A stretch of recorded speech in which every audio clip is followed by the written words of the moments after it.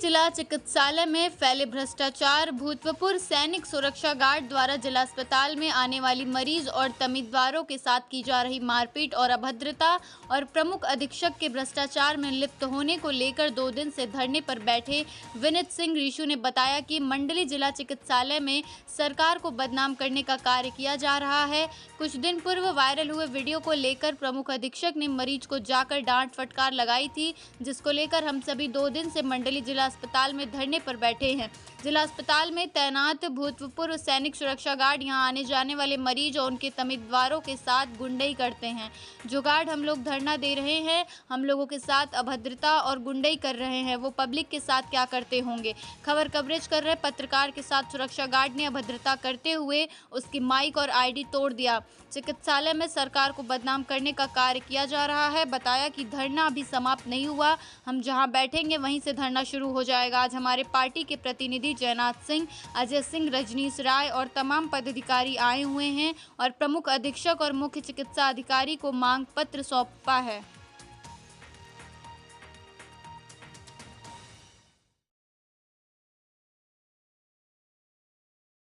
बाद में रिकॉर्ड होगा। हाँ, चलिए। तो ऐसे में आज एक प्रदर्शन फिर आपके युवा साथियों ने किया है, कितना समर्थन आप दे रहे हैं और अब तक क्या निर्णय निकलकर सामने आया है? ऐसा है कि सरकार किसी की भी हो, युवा वर्ग हमेशा अंगड़ाई लेता रहता है और जब भी ऐसे संस्थान जहां पब्लिक का इंटरेस्ट है या पब्लिक जहां इलाज कराने आती है तो निश्चित रूप से आम जनमानस की जिम्मेदारियां बढ़ जाती हैं, क्योंकि ये देखना पड़ता है कि इलाज सही हो रहा है, नहीं हो रहा है या कौन सी।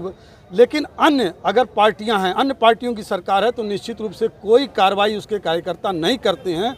चूँकि हमारी पार्टी लोकतांत्रिक पार्टी है और हमारी सरकार भी है, इसलिए हमारे जितने भी कार्यकर्तागण हैं, युवा साथीगण हैं, सब सजग प्रहरी की तरह हर जनहित के मुद्दे पर वो एक होते हैं। वो देखते रहते हैं कि कहाँ जो प्राइवेट सेक्टर पे जो जहाँ काम होना है, जहाँ पब्लिक इंटरेस्ट का काम है, वहाँ सही ढंग से हो रहा है या नहीं हो रहा है। तो आज इसी परिप्रेक्ष्य में हमारे तमाम युवा साथीगण जो है 2-3 दिनों से सदर अस्पताल पर धरना दे रहे थे CMS की, ISC की, ICS की कार्यशैली को लेकर। तो आज ये धरना समाप्त हुआ है। इस आश्वासन के साथ यहाँ CMO भी आए थे और SIC भी आए थे।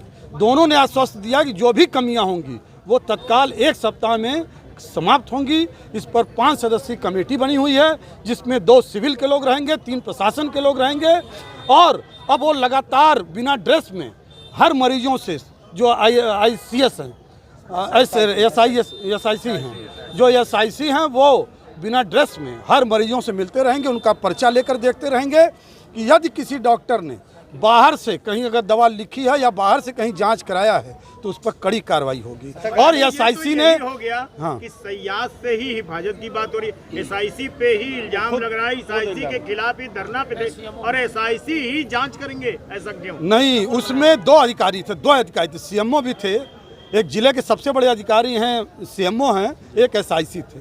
उन्होंने कहा कि हमें साइकिल स्टैंड के बारे में ये नहीं मालूम, यहाँ लोग आते हैं ना, किसी ने आज तक कोई शिकायत की, तो वो अभी पॉइंट वाइज उन्होंने नोट किया है जो यहाँ की कमियां हैं। उन्होंने 7 बिंदु बनाया है। अगर 7 बिंदुओं पर अगर कोई कमी आगे दिखाई देगी तो निश्चित रूप से हम माननीय स्वास्थ्य मंत्री जी के यहाँ, प्रमुख सचिव स्वास्थ्य के यहाँ बैठने का काम करेंगे और निश्चित रूप से गार्डों की गुंडाई यहाँ पे लगातार देखी जाए, पीछे देखिए। हाँ, जो गार्डों की समस्या, जो गार्डों के व्यवहार की समस्या है उसको भी उन्होंने लिखा है पॉइंट वाइज कि हर गार्ड हर मरीज से सद्भाव तरीके से, समरसता तरीके से व्यवहार करेगा। यदि एक भी रोगी को अगर ISC की व्यवस्था, अगर CMS से मिलने की व्यवस्था होगी तो निश्चित रूप से वो रोगी जाके बड़े अधिकारियों से मिलेगा और यही गार्ड मिलवाएंगे। 1 हफ्ते बाद अगर ये भी इल्जाम लगाया जा रहा है कि बाहरी लोगों को रोक के ये खुद दलाली कर रहे हैं गार्ड। देखिए, ऐसा है कि आपकी जो बताई गई कमियां हम स्वीकार करते हैं, हम इसे डिनाई नहीं करते हैं, लेकिन मेरी समझ से आज से जो भी व्यवस्था है वो बेहतर हो जाएगी, वो बेहतर होगी, वो व्यवस्था बेहतर होगी और 1 हफ्ते में इसका जो है आम जनता को परिणाम देखने को मिलेगा। ठीक सर, थैंक यू सर, धन्यवाद।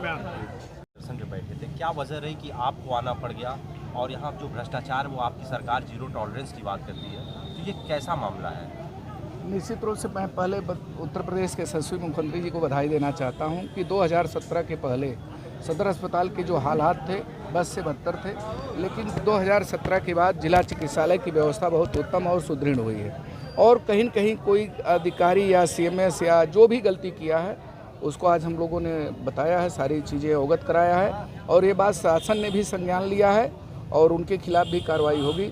और मरीजों के साथ गरीब परिवार के ही लोग इस सदर अस्पताल में आते हैं जिनके पास पेइंग कैपेसिटी नहीं होती है और उनके साथ भी कोई दुर्व्यवहार होगा तो हम कतई बर्दाश्त नहीं करेंगे और हमारे भारतीय जनता पार्टी के कार्यकर्ता हों चाहे कोई भी हो उस बात को निश्चित रूप से खड़ा करेंगे और ऊपर तक पहुंचाएंगे। यहाँ के गार्ड तो आज अभी मैं सारी बातें CMS और CMO से कह दिया हूँ और बताया हूँ कि गार्डों का व्यवहार यहाँ ठीक होना चाहिए और मरीज जो गरीब होता है वो निरीह होता है, जिनके पास पैसे नहीं होते वो इलाज कराने के लिए यहाँ आता है, उसकी व्यवस्था शासन की तरफ से उनके चाहे एक्सरे हो, चाहे CT स्कैन हो, ब्लड टेस्ट हो, चाहे अल्ट्रासाउंड हो, कोई टेस्ट हो, सब फ्री में होना है। और अगर कहीं से उसकी दिक्कत आती है तो हम लोग इस चीज़ को ठीक कराने के लिए CMS और CMO को बता दिए हैं और उन्होंने आश्वासन भी दिया है कि सर जो त्रुटियाँ हुई है, जो गलतियां हुई हैं हम क्षमा चाहते हैं, आगे हम उस पर सुधार करेंगे। सर कहीं ना कहीं प्रशासन में और पार्टी के नेताओं में, BJP के लोगों में कम्युनिकेशन गैप है। क्या वजह है कि जो आपके जब आप जिला अध्यक्ष थे उस समय और अब में ये बड़ा अंतर देखने को आजमगढ़ में मिल रहा है?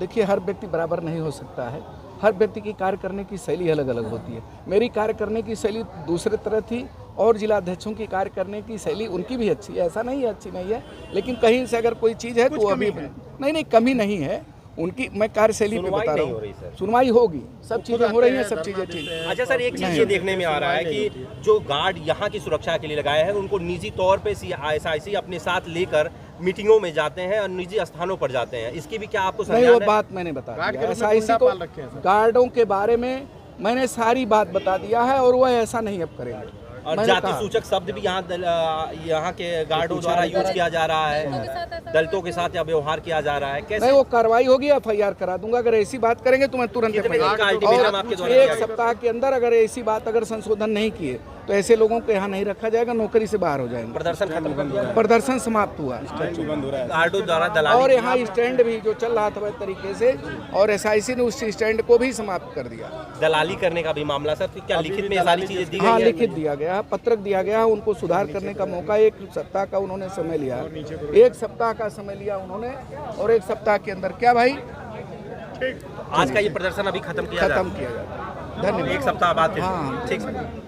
ये प्रदर्शन आप लोग बंद कर दिया है? देखिए, हम लोगों की जो मांगे थी, हम लोग कल से यहाँ धरना दे रहे थे। लगातार 1 हफ्ते से हम लोग सोशल मीडिया पर इस सदर अस्पताल की दुर्व्यवस्थाओं को लेकर के हम सभी ने कैंपेनिंग की है और आज यहाँ भारतीय जनता पार्टी से जुड़े हुए जयनाथ सिंह जी आए, उन्होंने SIC और जो CMO थे उनको बुलाया उन्होंने और हमारी जो मांगे थी उसको 1 हफ्ते के अंदर पूरा करने का इन्होंने आश्वासन दिया है। निश्चित तौर पर हम एक यूथ होने के नाते, हम एक जिम्मेदार व्यक्ति होने के नाते, हम सामाजिक कार्यकर्ता होने के नाते हमने इस धरने को 1 हफ्ते के लिए स्थगित किया है। अगर हमारी मांगें नहीं पूरी होंगी, इसके बाद 1 हफ्ते बाद फिर से जन आंदोलन बड़े रूप में, व्यापक रूप में, भूख हड़ताल के रूप में, जिस भी रूप में होना होगा उस रूप में हम सभी करेंगे। उसके लिए हम सभी प्रतिबद्ध हैं। यहाँ एक सबसे बड़ा आरोप लगा है जाति पूछकर गार्ड जो है आगे। जी, निश्चित तौर पर वो गार्ड द्वारा जिस प्रकार का दुर्व्यवहार किया गया है, निश्चित तौर पर मुझे लगता है इन जो ये गार्ड है इनकी ट्रेनिंग नहीं हुई है।